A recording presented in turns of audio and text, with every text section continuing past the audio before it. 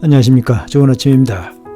인도네시아는 현재 한국의 KF-21에 대한 동향을 잘 알고 있습니다. 인니가 보유한 자원과 함께 인구 대국의 시장성 외에 자신들이 T-50을 첫 번째로 구입해줬고 오랜 기간 방산협력을 해준 은혜를 한국이 감사해하며 따라서 앞으로도 인니의 방산협력을 기대하면서 자신들의 심기를 건드리지 않으려는 상황 등을 너무 잘 알고 있습니다. 인도네시아의 언론들은 한국과의 협상에서 인도네시아는 아쉬울 게 없다는 주장이고 일반 블로거가 아닌 주류 언론들에서도 한국을 폄훼하는 기사들이 나옵니다. 현지 매체들은 대부분 한국의 강경 입장을 요구하면서 KF-21 사업에서 인도네시아를 뺄 경우 오히려 한국이 손해다는 주장을 합니다. 인도네시아에서 가장 큰 일간 라양 무르테카, 조나 자카르타, 자카르타 포스트 등 여러 매체들은 인도네시아가 KF-21을 운용하면 뒤를 따라 필리핀, 말레이시아, 태국 등 다른 나라들도 KF-21의 구매가 촉발되면서 한국은 어부지리를 얻게 된다거나 인니 없이 한국은 아무것도 할 수 없다고 합니다. 4.5세대 KF-21은 필요 없다고 하는 인니에서 KF-21을 운용하면 다른 나라들도 하는 말은 왜 나옵니까? 속내는 엄청 필요한데 돈도 없는 자격지심에 이 핑계 저 핑계 대면서 어떻게 해서라도 헐값에 구입하고 싶은 겁니다. 조니 자카르타 매체의 뉴스를 보면 한국 언론들의 보도를 인용해 기사를 작성해 보도하고 있습니다.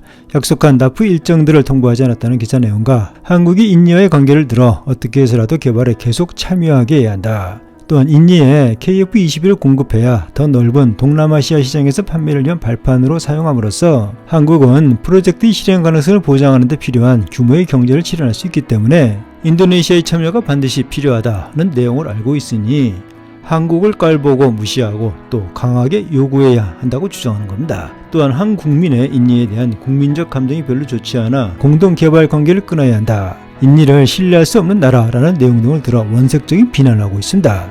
그런데 그에 대한 한국의 대응은 참 점잖기만 합니다. 자원과 인구 대국, 무기 거래의 큰손이 될 것 같아서 인도네시아를 안고 가야 한다는 것이 국방부나 정부의 방침입니다. 저희 같은 일반인들이 알지 못한 부분도 있을 테고 자원부국, 중요 방산협력국이라는 것도 모르는 거 아닙니다. 감싸 안고 가는 것도 이해할 수 있지만 인도네시아가 한국을 대하는 태도는 그게 아니지 않습니까? 자, 그리고 또 하나 2016년 KF-21 공동개발에 대한 합의 내용 때문이라고 합니다. 정부는 인도네시아의 공동개발은 물론 공동 마케팅까지 유지해야 하는 조항과 함께 또한 제3국이 KF-21 공동개발에 참여하려고 해도 인도네시아보다 많은 투자는 하지 못하게 하는 합의 조항이 있다고 했습니다. 국방부에 따르면 2016년 이전 한국과 인도네시아 양국 국방부 간 협약한 MOU에는 인도네시아보다 많은 KF-21 관련 기술 범위를 제3국에 제공할 수 없고 제공할 경우 양국 간 합의가 있어야 한다는 문구가 담겼다고 했습니다. 정부 당국자 역시 인도네시아 정부와 합의한 것이 있어서 KF-21 공동개발에 다른 국가가 들어올 가능성은 거의 없다고 봐야 한다고 했습니다.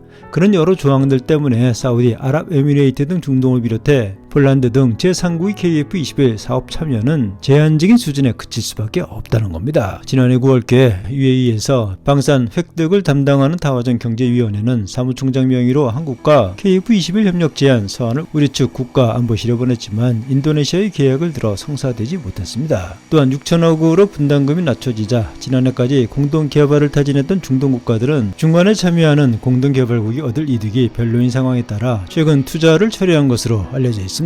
자, 제공할 경우 양국 간 합의가 있어야 한다는 그런 문구가 있다면 인도네시아가 계약 시에 분담하기로 한 분담금을 깬 상황이기 때문에 우리도 기존 계약서를 깰 수 있다는 얘기 아닙니까? 계약을 안 지킨 건 인도네시아이기 때문에 우리 측 입장을 밝히면서 당당히 요구했어야 하는 거 아닙니까? 인도네시아는 몇 년 동안 우리 한국을 갖고 놀고 자신들 입맛대로 하고 있는데 우리는 순진하게 계약을 그대로 이행하는 것에 동의할 국민이 어디 있습니까?